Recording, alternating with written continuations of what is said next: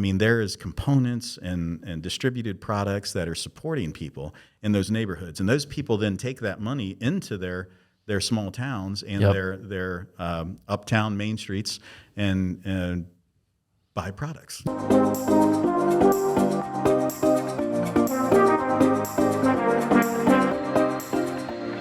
Welcome to the Small Nation Podcast, brought to you by CoverLink Insurance, where people are more important than policies. On this show, we unpack lessons from entrepreneurs, break down development strategies, and do deep dives on small town success. Our goal is to provide value to our listeners by hosting conversations that teach, inform, and inspire.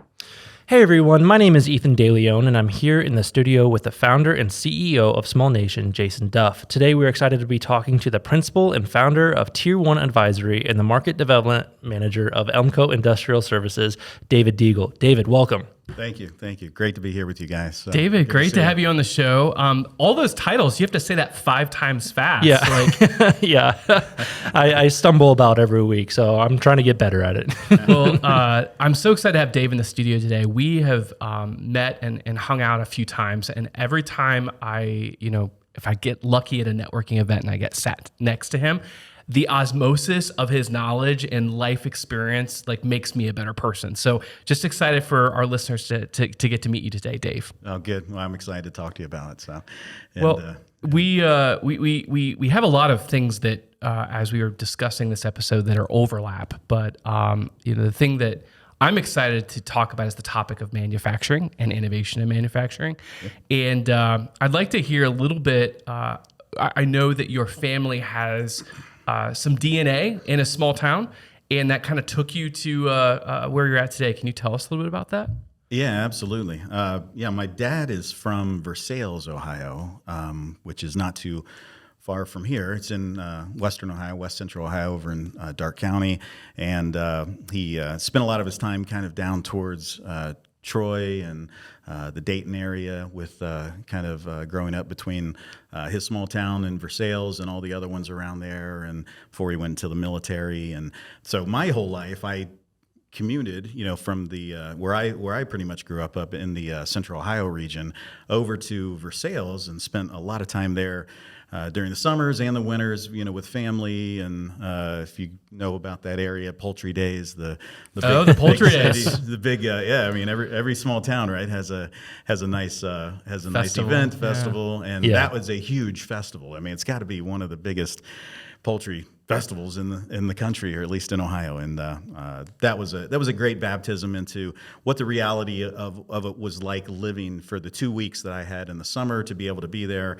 and just with my dad's growing up with my dad, my uncle, and my aunt's stories about being a part of Versailles and being a part of the community, and then I grew up with being a part of those people's family during that time. Well, and you and I were discussing that real estate is a big part of reshaping a lot of our towns and communities and markets.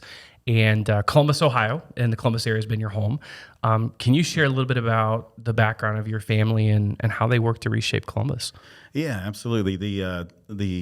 My uncle is Jim Deagle, and Jim and Frank Cass and Jack Lux developed a company called Continental Building Systems. And just not a small company. Those names are, as we think about the legacy and the leaders who have shaped the Columbus real estate scene, those are the names 50 years ago that did it. Yeah, six through the mid 60s through all the 70s and the late 80s, because Candlelight Homes was a home builder that my uncle owned and worked at. My dad worked for my uncle through that company, which involved Bob Yoakum and Bob Taggart also, which you may hear those names. Yoakum is now Rockford Homes and builds throughout Ohio. And but my Uncle Jim was deep involved with all different types of developments around there. Mr. Lux, I think, was really the principal in developing and seeing the vision of the Short North, of what the Short North has been over the last 20 years and what it is now. Yeah. He is the Jason Duff of the Short North. He bought all those buildings and said, we are going to create something Yeah. that's not Cast the vision and that's not what it was when I grew up in the 80s and early 90s and what it is now and what it's developed into. But I'm the only Deagle that really didn't get into construction. I grew up in it, and I grew up, I learned to drive a Bobcat by the time I was 11 years old, backfilling crawl spaces and things like that, and cleaning out, facilities, whether it was commercial buildings on the Continental side. Their headquarters used to be right on Morse Road, and that was when Morse Road in the Northland area was popping. That was pre-Polaris, Easton, and that's where all the activity was around in that area. And that's where, even Candlelight Homes, Uncle Jim's home building company, they built most of those homes around Northland and around Northland High School, around Tamarack Circle, and a lot of the old Westerville area is what they built back in that time. So anyways, I grew up, being, a kid learning estimating, learning process of putting things together like that. However, didn't get into that. I ended up, after my senior year of high school, moving to Florida and getting with a manufacturer that was in a kind of unique setting. And I think you may have had a few of their products. I had a light bulb go off today. Like, he was just kind of browsing over his experience, and we were talking, and I'm like, he's like, well, we would take news articles, and the news articles that were there, we would actually create plaques out of them. And I immediately said, you mean in the news? Exactly. And you're like, yeah, I had a history with them. You're like one of the first employees, right? Yeah, I had a history with that. I think it was the 7th employee within the news in 1989. And just by the grace of God, when I moved to Florida, because of what is now my beautiful wife of 35 years. Smart move, by the way. Yeah, so I went down there to be with her, and didn't really know what I wanted to do, but I knew that there was a goal, and I stepped into this position with this company that had this great idea to take magazine articles when you're featured in any magazine or newspaper, and make a beautiful wall plaque out of it that's preserved with a little engraving on it. Yeah. Like, hey, people would buy these, right? Right. And it's one of those mindsets of like, wow, why wouldn't I buy this? And then you tell them, you're like, hey, you can buy this for $59 or something like that. And the funny story behind that whole thing is that they tried to sell them for $59 to $89 a piece for a wall hanging, for something like that. Nobody would buy it. So they raised the price. They tripled the price of it, and everybody bought it. Really? The Wow. perceived value, right? Wow. It's like, that there's a lot of learning lessons in that. And I think it's an awesome business. And there's probably a lot of our listeners that have been featured in their local newspaper or their trade journal, or let alone like Forbes magazine. Right. Correct. Like, being able to get a reprint of that you can hang in your office or in your lobby. Like, it's great marketing. It builds credibility, recognition. And the old school way of doing that, you had to cut the article out. You had to hope you could find someone locally that would frame it. And if the sun blared on it or anything else, it may fade away. Exactly. So what a cool chance to be involved in, like, shaping that as an industry. And they're a big company today, much bigger company. Yeah. Right? So they bought, they've sold a couple times. I think a VC firm may be part of them now. Again, I don't know the depths of it, but I knew, again, we were right in Tampa. We started in a 1,200 square foot, rented strip thing, and then we built our own building. And I left them, and I came back, and they're very flexible, great people. Just again, I owe my whole career, to a couple people, including the team at In the News in Tampa. And anyways, just that whole thing, being said, that was the confidence you needed on doing that. I was mentioning earlier, I didn't know what I couldn't do with that because nobody else was doing that business. And one time I actually got Michael Eisner, the CEO of Disney, on the phone with me, and I'm trying to sell one of the richest guys in the country. It's a miracle. So how do you get his phone number? Like, at that time, what was your creative way to get Michael Eisner on the phone? Here was the blessing, and any entrepreneur out there thinking about company names or positions, company names are important. And when these guys decided that the company name was going to be In the News, it creates a need for somebody to call you back or to take your call. Right. You build a sense of urgency into that, and anyways, it worked out really good. This was 1990, I think. I mean, right after. I mean, I was 1990. I was 21, and we there was an article. I think here's what's hilarious. It was an article in Surfing Magazine about the water park in Orlando's Disney World, and I can't remember what the name of it was.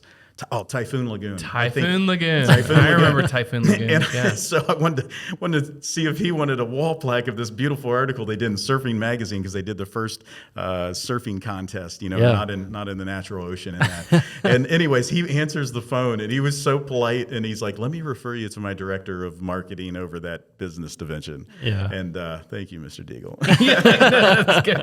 It's Mike, and I literally didn't know till like 6 or 7 years later, like that position or that influence that guy had, but that also gave me. So they were a manufacturer. That job also gave me the awareness of manufacturing in a bigger sense, and that's back here in my home in Ohio. And Florida was a temporary thing, even though I lived there a couple times. But during that time, also at that company, a lot of my efforts were in the packaging industry. In the packaging industry, there was a lot of commercial packaging related and automation stuff that were featured in a lot of these magazines and associations. And I was selling everybody these plaques of these things in that industry. And then I started digging into this industry and going like, wow, packaging is a pretty big industry. Everything I've ever bought is in a package. Yeah. And then, as I mentioned before, one day in 1993, in Florida, one of the grocery stores is called Publix. It's like our Kroger, our Meijer, or IGA, or whatever we have up here. And I'm looking down an aisle, and I go, wow, I am not looking at food. I am looking at packaging. Yep. This is the most incredible epiphany anybody's ever had. So I call that my packaging epiphany, because literally on that day is when I changed my whole mindset to say, okay, I want to get in the manufacturing industry. I want to get into the packaging industry. And by the way, the packaging industry just isn't food, beverage, pharmaceutical, nutraceutical. It's industrial products and a lot of different things, to do with protecting, corrosion control, padding, getting it from supplier A to B to assembly and all this stuff. And so throughout my career, I've been, from that point into 1994 is when I approached an OEM about joining them. And I just bought my first house. My wife, we just found out we were pregnant with our first kid. And I go to this, and I'm killing it in the news job, making good money for a 23-year-old at that time. And I go to this other job, and this guy's like, "We're going to hire you." And half the salary. Ooh. But I knew I had to do it. I couldn't get a piece of in the news at that time, and I knew I wanted to get into a career. And so the best decision I ever made. And that career change on that day, in that, accepting that job for half the money I was making, the sacrifice, paid off, because I feel like I haven't worked a day in my life, since that. And that whole thing has turned to where I've been able to work in packaging automation, in food, beverage, industrial products, distributed products, and all that, and along other lines, along CNC machine tools, fabrication equipment, in both in European, Asian, and American companies, and kind of see how that whole thing has really comes together for manufacturers that need products and services to make things happen, to make us all be able to buy what we want to buy, from everything we're looking at on this desk to your vehicle, to your home, to every food and beverage item that you see at the grocery store. Yeah. You mentioned a term, and on the podcast, I kind of want to just, simplify some of these terms that maybe our listeners may not be familiar with. And I'm sure it's not the last one we'll say this. So what is an OEM? So an OEM is an original equipment manufacturer. So an original equipment manufacturer is the maker of an assembled product. So the assembled product can be a simple machine, or it can be a very complicated machine. Mm-hmm. That machine may have a lot of components in it that OEM makes themselves in their fab shop, or their machine shop, or their electronics assembly shop, or it may have components that another manufacturer, even another OEM, may make, and that incorporates into that. Yeah. So there's small machines, and there's there's machines of every size. There's Right. nano machines that can go in your body now. Right. Crazy. Yeah. And I think, we're excited about, talking about this, and obviously all of this stuff that we're talking about has an implication on economic development, and we'll get there. But, part of our initial conversation was me thinking about, okay, there's a major manufacturer in our local area. We use Honda a lot as an example in this area. Right. But it's not just Honda, right? Like, we know them. Honda makes cars. Everyone knows that. But we start thinking about all these suppliers and all these things that feed into Honda. So I'm excited to see, this is why we wanted to talk about this a little bit today. I think Ohio has a great sample of those kind of manufacturers. But which really one of the best in the country. I think Ohio, in terms of exports with GDP, is in the top 10, maybe sometimes even the top 6. Like, I know it bounces back and forth, but there. Last year, I think our GDP may have been third. I mean, behind California and Texas. Wow. So, why that really matters, from the macro level is, if you're creating things and you're building things in your region or your community, and then someone else out of your city, your county, your state is buying it, you're bringing capital dollars in, and your productivity is actually generating wealth, or it's generating investment and wealth. And, when we have worked in a lot of towns and communities, there, at some point in the town's history, it might have had a company that employed a lot of people, and they built things, and there was a lot of pride and a lot of reinvestment. And there are some cases where those communities have lost that company town business. And it is devastating. And then on the flip side of that, there have been some companies and communities that have kept manufacturing as a part of their culture and DNA, and they're thriving today because of that. And Ohio is one of the best places in the country for manufacturers. Why is that? Logistics is one. A lot of it's history, though. I mean, I think logistics back in the day, whenever you want to take back in the day. I mean, Ohio's been a big manufacturer, significant for several hundred years. But our logistics is, kind of a sexy spot right in the middle of,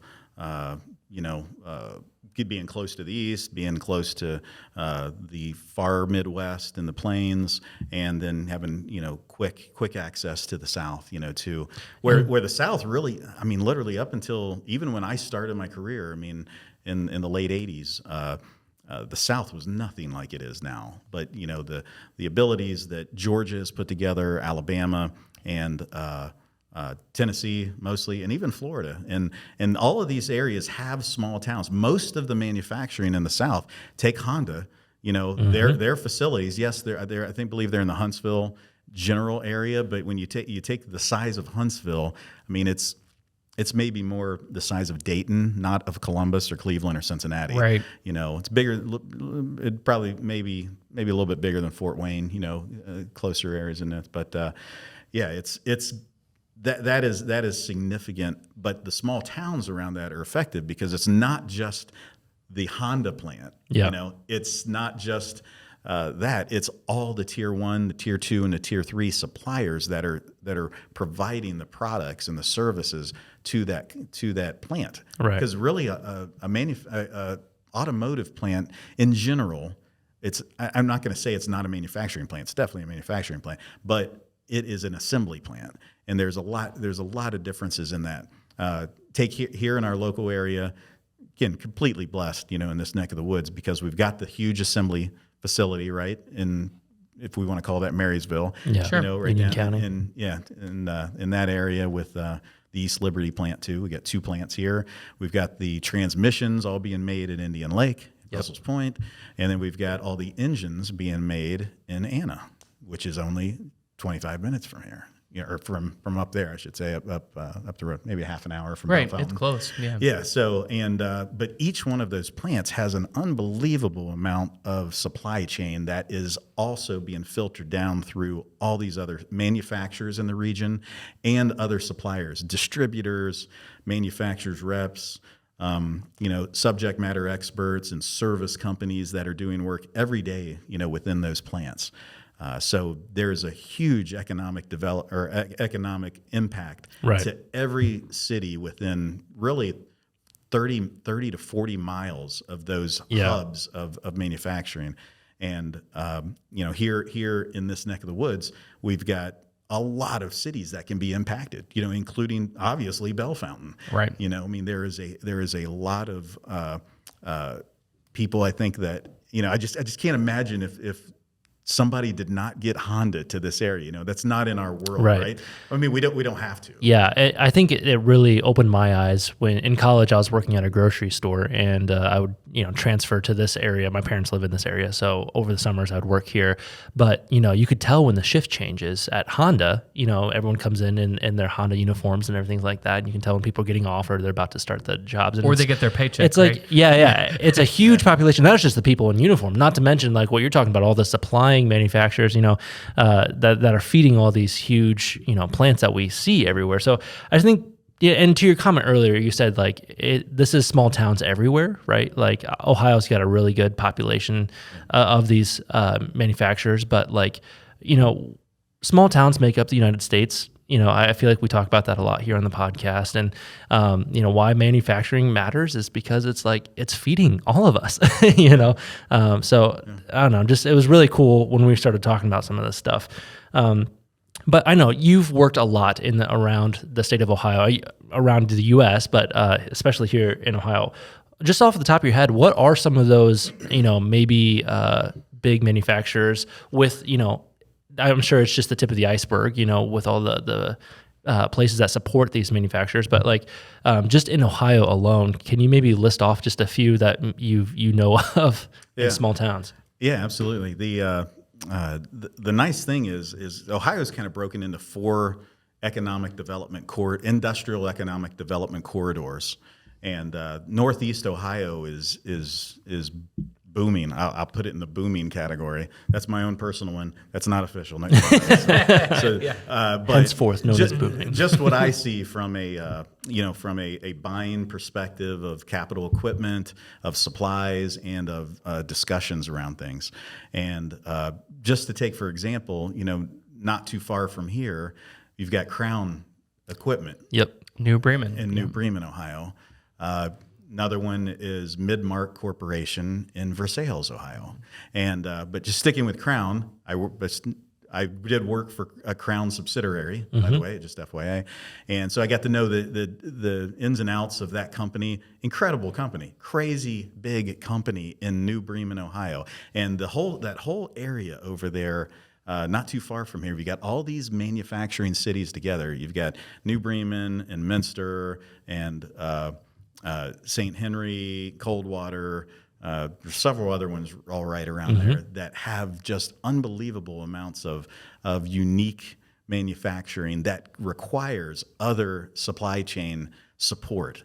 And some of that may come from big cities, some of that may come from big suppliers, but a lot of it comes from smaller companies. And this could be, a machine shop that's got, 6 CNC mills and 15 knee mills, that is machining parts for tool and die applications, or for applications within automotive or aerospace, or if we go down to Sydney and take the Copeland Corporation, which I think is part of Emerson now, some other big thing. But again, yes, that's a big company, and maybe Sydney's not a small company, but they are getting parts from everybody up and down the 121 corridor, the over there, and the 75 corridor. Yeah.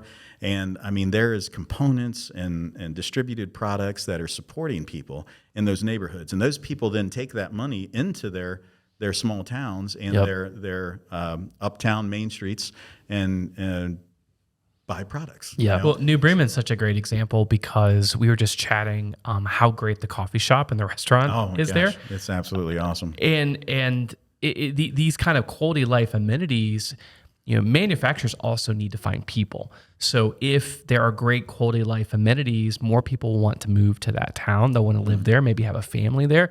And so it's a self-fulfilling prophecy of success. Yeah. And I guess for a smaller person that is, has some industrial interest or capabilities, how do you find out about opportunities that maybe a big factory or plant has to help them fill that need? Well, I think a lot of I think there's no, I don't know if I've ever been by a large factory in a quote rural area or a small town area that didn't have a help wanted sign out. I think I think every single one of these places do. I mean, again, it's everybody's looking for doers, right? And it's hard to find the doers that are going to be those people that are going to be the examples. And that's, they're trying to find as many as they can. And then the people that are going to be satisfied in doing the roles that are there. And there's so many satisfying opportunities in manufacturing plants in all of our small cities alike. And that's where, just the ability to help people understand that that there may not be the role that the role that their neighbor or their friend, or they hear these stories about hey, this guy got promoted so quick and everything like that, and he wants to immediately go in and be that. In manufacturing, usually it's not like that. Usually you're going to start wherever you may have a history with, but if you're that guy or gal that is going to be the effective one, that's going to help quality assurance, that's going to help get things through, that's going to help stop spoilage, meaning things that are not right or things that don't meet quality assurance needs. If you can be that person in any role in there, everybody has a position for somebody like that, even if you're starting in a lower one and moving into those positions. And most of those positions, I mean, there's very few minimum wage jobs in manufacturing these days. Yeah. I mean, there is good jobs in these plants. I appreciate you highlighting that. I mean, I feel like a lot of times on the show we highlight a lot of entrepreneurs and things and professionals and economic development and things like that. But we need the doers. Yeah. In the training, like you said, that they'll provide, you don't have to come in with a lot of knowledge and education. You can learn that on the job. Get job security and a good wage. There's a lot. The benefits are just unbelievable too. Whether it's an American company or European company, I mean, the benefits these days and medical insurance is just a huge hit to everybody. It really is. And your car is more expensive, or your water is more expensive because of health insurance, and it's just the way it is. I was just 25. Like 3 weeks ago, and now I'm 55. And I require more maintenance. I'm like I have a 2015 Grand Cherokee that I love, and I can't ever. I love it. I fit in it so good, and I never want to get rid of it. But man, like every month I'm putting money into it, but it's all right because the new ones are $65,000. Yeah. Oh yeah, of course. But someday those will be those are decisions we all got to make wherever we're at, financially and how we use our stuff like that. Right. And but yeah, our cities, getting back just to Crown real quick. Yeah. In New Bremen again. That whole area, which again I would consider this would be a marketable area for people to work there, or positions over here for people at Crown, or I'm sorry, in New Bremen or Minster to come over here. But in Minster, right next to the Crown, the New Bremen plant is the second the second largest yogurt factory in the country.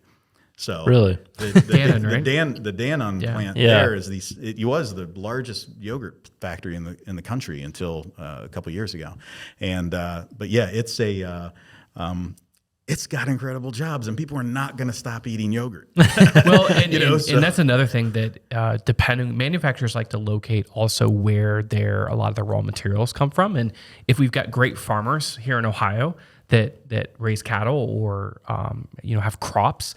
A lot of the food industry, wants to be close to the access to those things. So no, and I appreciate you mentioning you within about 30 to 40 minutes being able to drive to your job and then live somewhere else is a big part of the country does that on a daily basis. And the towns that have those great housing, schools, things for people to do are winning. Yeah, absolutely. All right, at this time, we're going to take a quick break to hear a word from our sponsors.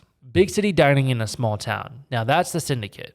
Join them for fresh steaks, pasta, or seafood for dinner, or stop in for Sunday brunch to experience one of their signature dishes such as chicken and waffles, and maybe even pair it with a mimosa flight. Located at 213 South Main Street in downtown Bell Fountain.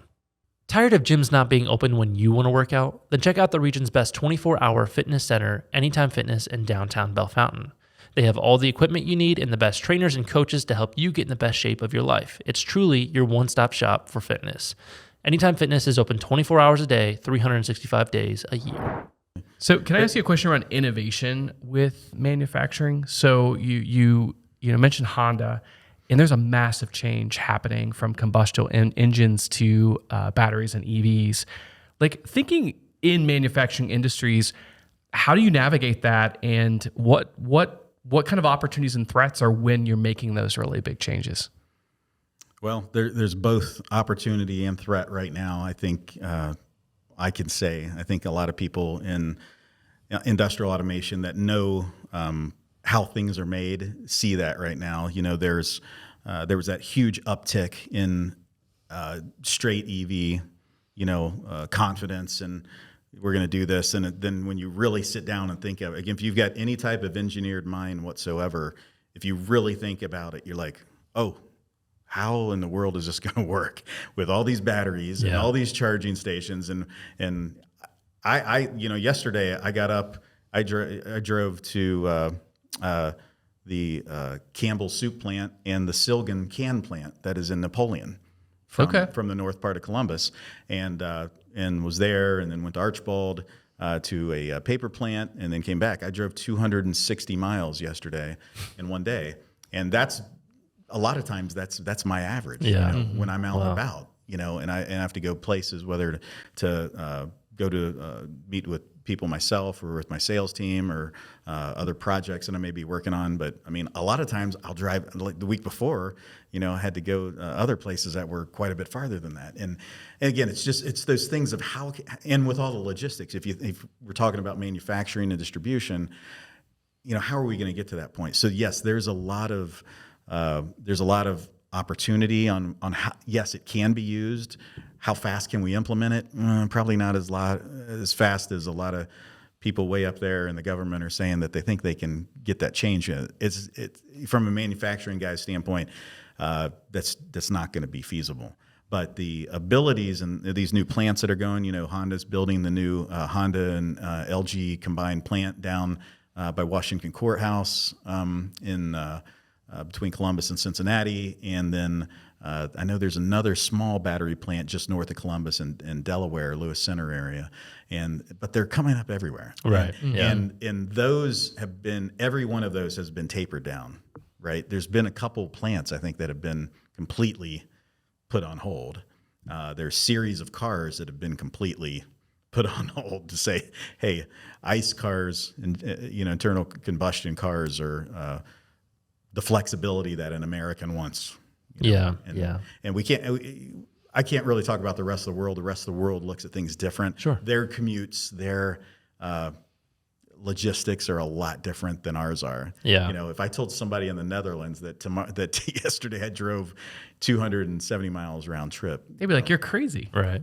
they'd be like, "What?" Yeah, who does that? Well, we like the the ability to jump in our car and drive. Yeah. Lots of other places around the world probably think we're a little strange, but it is one of those things where the unintended consequences of batteries, like thinking through all of those steps, I think we're starting to ask more questions around that. So yeah, I think so. And I don't think that's ever going to stop. But I think the hybrid models, are on the rise. Of OEMs looking at that.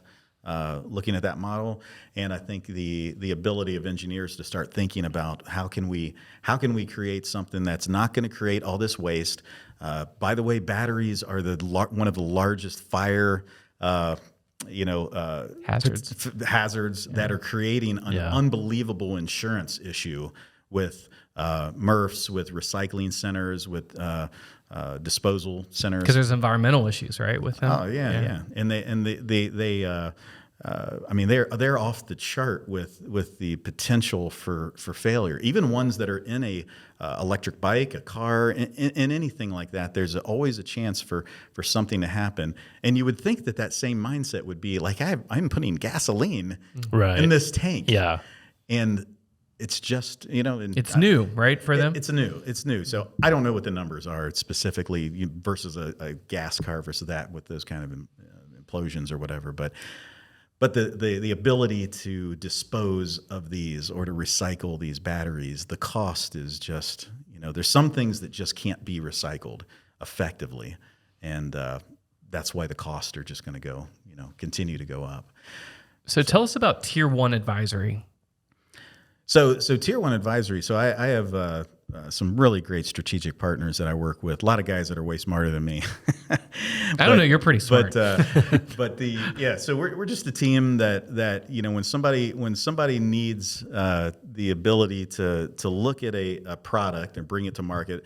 A lot of us are engineer and commercial senior sales management from big OEMs or big industrial companies, and we can look at if somebody wants to bring a product from the United States to Europe or to India or to Asia, we can help them establish a sales channel.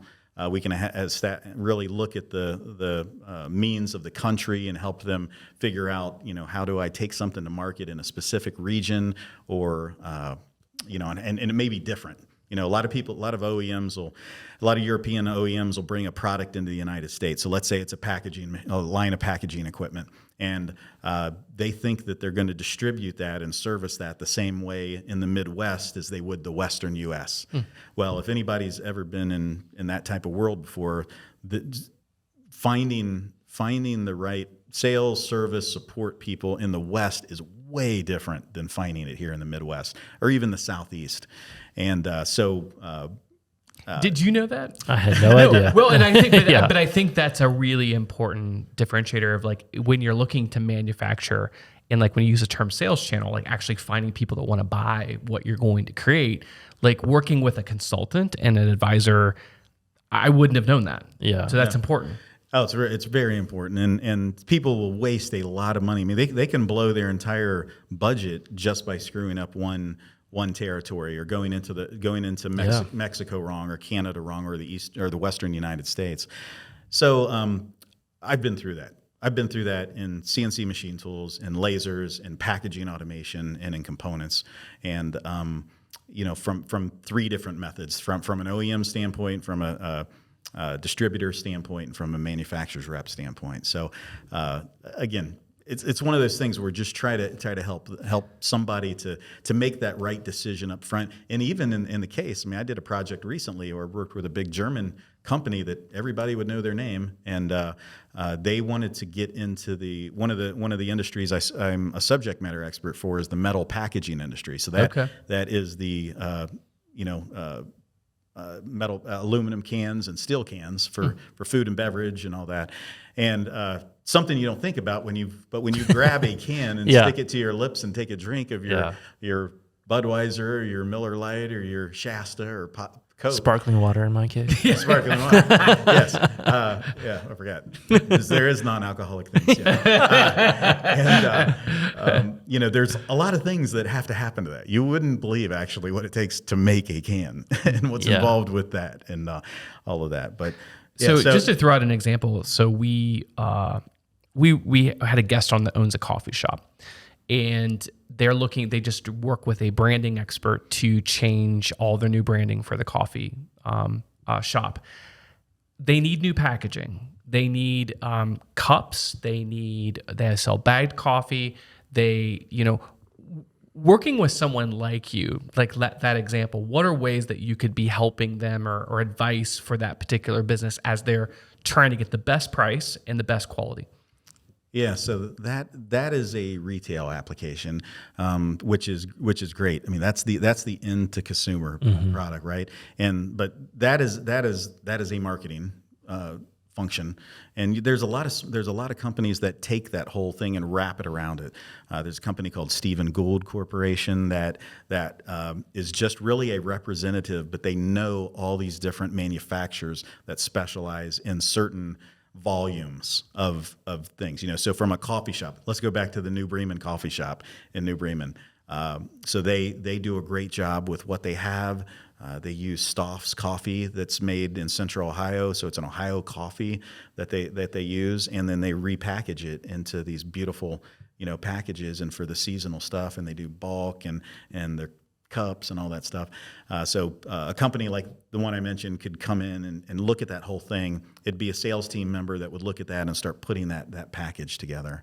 If we're looking at a bigger functionality, though, if we're saying, hey, I'm the guy that makes the coffee, and we're going to make it in bulk, and we need to package it in these, this is a division of whatever, Kraft or somebody like that.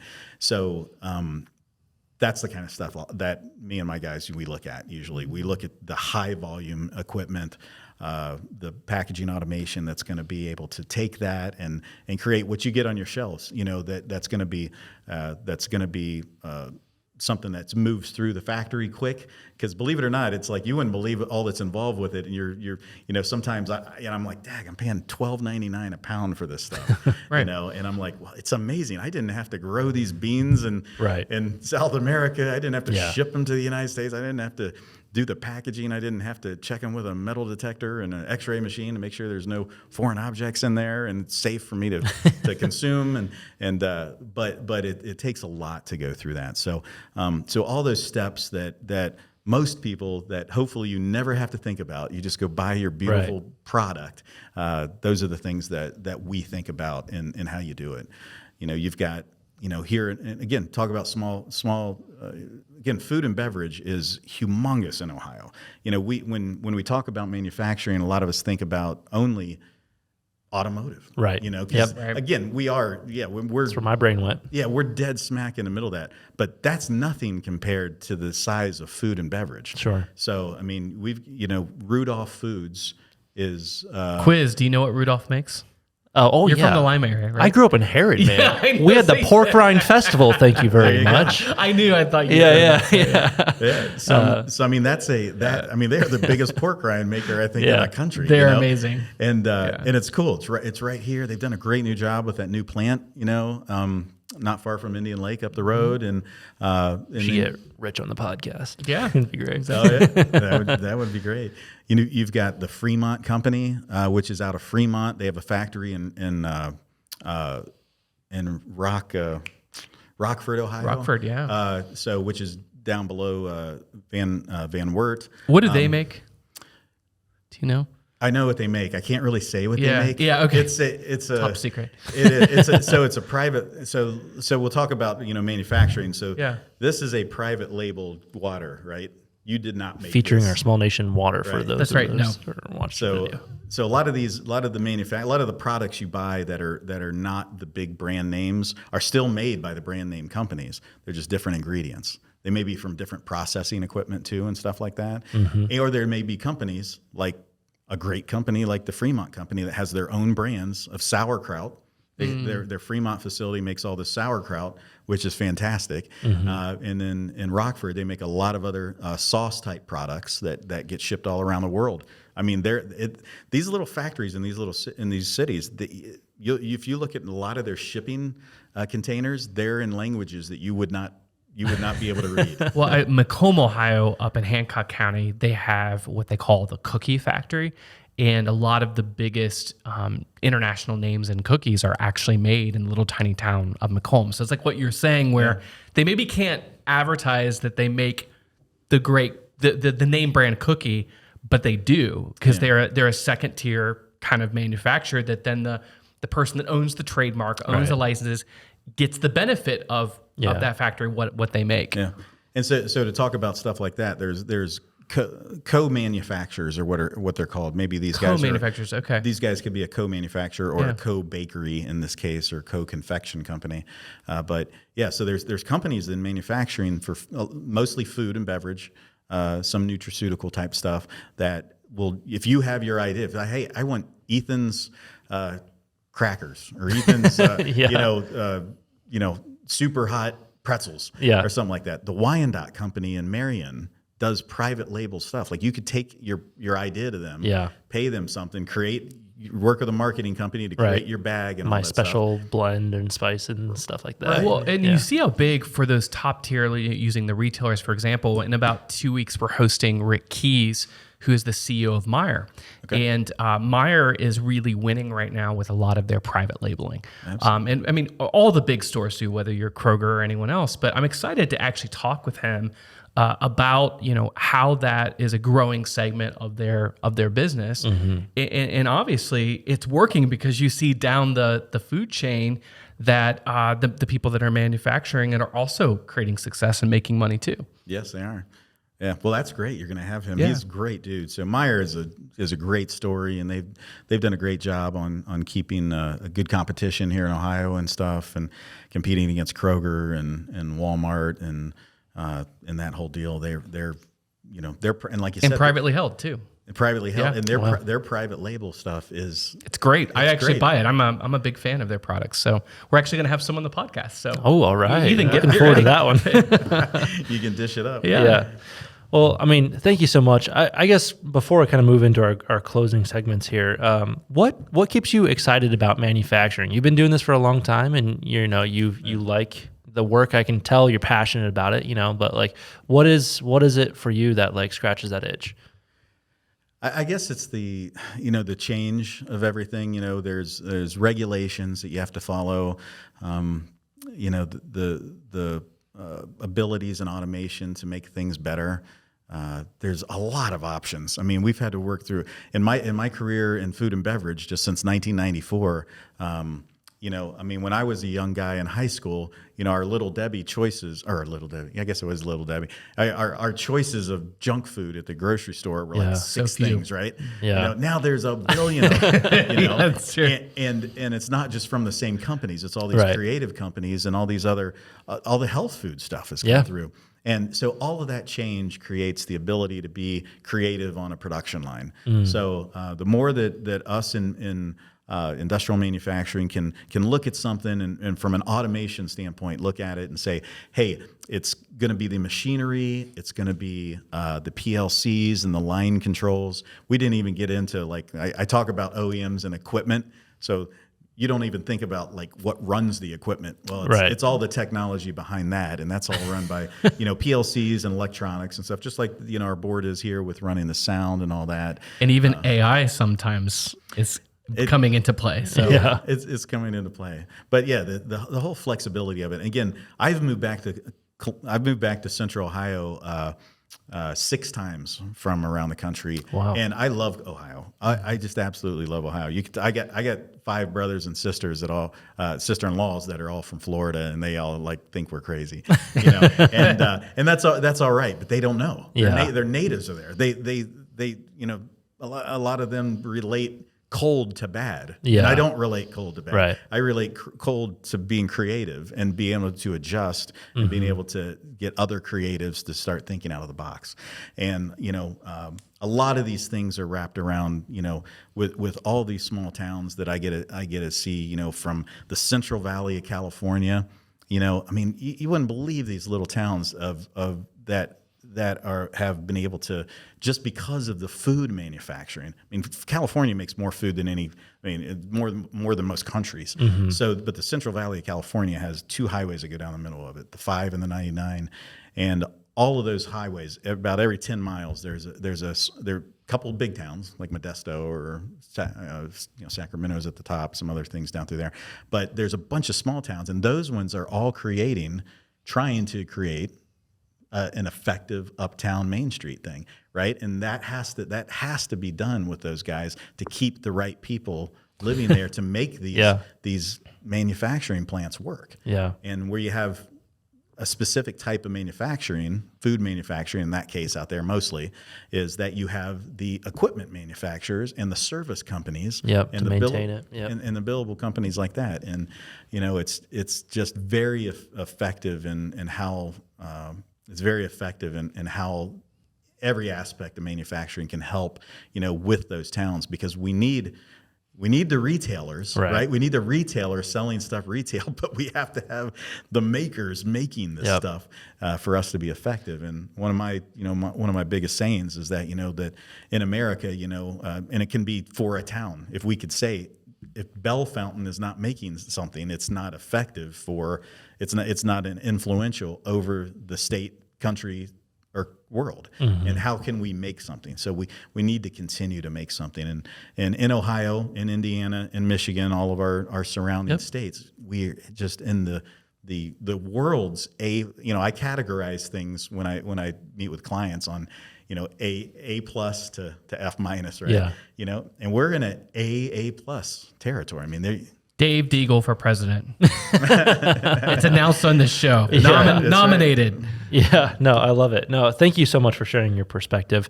I'm going to kind of move us into a show segment here, just a rapid fire Q&A. So just some fun questions here for you. Okay, let's do this. So we talked a lot about food and beverage today. Are you a Coke or Pepsi guy? It's funny, as I grew up a Pepsi guy until about 15 years ago when I found Captain Morgan, and then I switched. Was it the South? Was it the South too, or just so you're a Jack Captain and Morgan Coke guy over Pepsi? So I am a Coke guy. Yeah. I am a Coke guy. Yeah, okay, cool. Good answer. I love it. Your favorite place to vacation? You love Ohio to live. You've Right. lived in Florida, but what's your Yeah. favorite place to vacation? So I'm a golfer. So Okay. I love Pinehurst. All right. North Carolina. North Carolina, So, yeah, okay. So I like North Carolina. Yeah. I travel for a living like a crazy man. So I don't know where else I can go. And I like Switzerland. I tell you what, man, Switzerland is off the hook. I mean, I've been there a couple of times for business, and it's like a different world. It's the only place I've ever been I felt like a different world. Did get to go, that was mentioned, I didn't even finish that story, but about the company in Germany, Munich. I'm all about Munich. Really cool Great spot, city. huh? Oh, it's really cool. But here in the States, I mean, it would probably be in the Carolinas, I guess. Sure. So, Yeah. Great spot. Love it. If you had to choose a different career path, what would it be? Man, I've had some interesting things. So that's a good one. I don't know. I can't imagine me not being in manufacturing. Yeah. I mean, it's just that's my satisfaction. That answer doesn't surprise me at all, actually. Any aspect. But do you know of it, what I so. think, and this is me looking from outside in on Dave, is that you can see he's passionate about sales because he's good at selling the industry. I've met so many people in the manufacturing industry that are very, very reserved and don't know how to translate what they do to other people. And I think, just highlighting and tying into this segment, like, Dave, your ability to communicate something that's complex and make it easy for people to understand is one of your many gifts. Oh, thanks. I appreciate it. Yeah. And it's and attractive. Like, I feel like I learned something today, and I kind of want to dive in a little bit deeper to some of this stuff. Yeah. Also makes me want to get someone from the logistics world to kind of talk about why Ohio is special in that. We touched on it very briefly today, but none of the manufacturing success would have probably been possible without some of the logistics as well. Well, and if you are someone, we have a lot of makers that follow Small Nation, and an idea that maybe starts in a garage, and you're looking for that next step to take it bigger. I think there's a lot to learn from this episode, but also your company. I mean, helping a lot of these companies solve complex issues to get in the next level of what they want to do. You and your team are there to help do that. Yeah. How do people find out about you? Where can they find you and your company? So they can simply, you can find me on LinkedIn. So under my name, David Deagle. I'm sure it'll be right up here. Yeah. There you go. One of this. They'll have it in here. So, It'll be in the show notes, yeah. Tier1advisory.com for that type of stuff. So you can find out a little bit about what the company does, what I do, and what I've done. And again, any type of consulting thing it's relational, and it's we have to trust each other. You have to be in that position to have somebody to be open to listen to that maybe have been there. And we're the same way. We listen, and if it's not the right fit, we know other people that it may be the right fit for. Mm-hmm. And but from helping small to large corporations with that kind of stuff, we're all over it. And I got a couple of my strategic partners that are just absolutely focused. One is a logistics guy, ex L Brands, bringing stuff in from other countries to here and bringing stuff from here to other countries. And a lot of that stuff goes into small towns and to distribution centers and goes through stuff. But yeah, so get a hold of me at tier1advisory.com. Like you said, I work with Elmco Industrial Services in Van Wert, which is a great company, millwright, fabrication, different types of plant outages, and a lot of these plant outages, a lot of these services are in small towns. We didn't really talk about the grain industry in Ohio or the cement industry or So much there, or yeah. stuff, or our ports. By the way, we have a ocean on the northern part of our state that a lot of people don't think about, and there's a lot of small cities and big cities around there, but they have an incredible amount of stuff going on. But but Elmco does a lot of that type of service work within those, and our teams go in there and help people to make sure that they eliminate downtime and create product, or be able to create profit because of keeping machinery running and keeping things effective at the plant level. We're going to have Dave back. I know. Got That's a lot of great knowledge. stuff. Yeah. Well, thank you so much. And hope to have you back sometime. Thanks, Dave. All right, guys. Thank you. Thanks for tuning in on this episode of the Small Nation Podcast. We hope that conversation proved valuable to you. And if you enjoyed it, be sure to share the episode and follow the show on Spotify, Apple Podcasts, or your favorite podcasting platform. You can also subscribe to the Small Nation YouTube channel if you prefer to watch your episodes. Follow Small Nation on social media, and we'll see you in the next episode.